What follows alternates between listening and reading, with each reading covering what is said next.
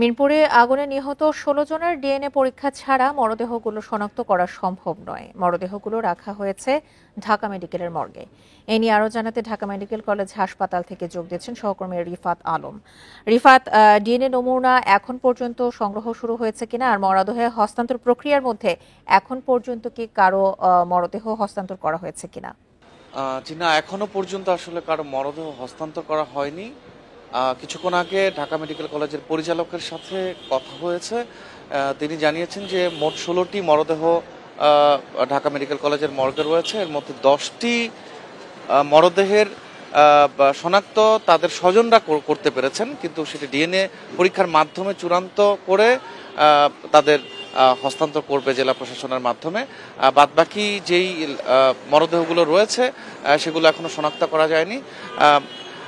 আমি এই মুহূর্তে ঢাকা মেডিকেল কলেজের সামনেই রয়েছি এবং এখানে কিছুক্ষণ আগেই বেশ অনেকজন একের পর এক স্বজনরা আসছেন তাদের হারানো স্বজনকে খুঁজতে। তারা মর্গের সামনে এসে আর্তনাদ করছেন।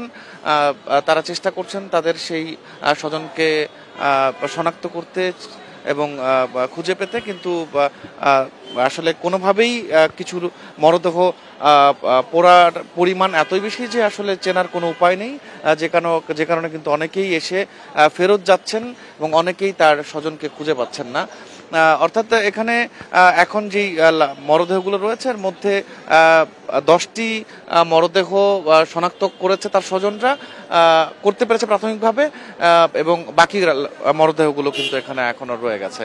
এছাড়া যেই আহত যারা রয়েছে ঢাকা মেডিকেল কলেজে বার্ন ইনস্টিটিউটে, তারা এখন মোটামুটি অনেকটা শঙ্কামুক্ত রয়েছেন বলে জানিয়েছেন ঢাকা মেডিকেল কলেজের পরিচালক।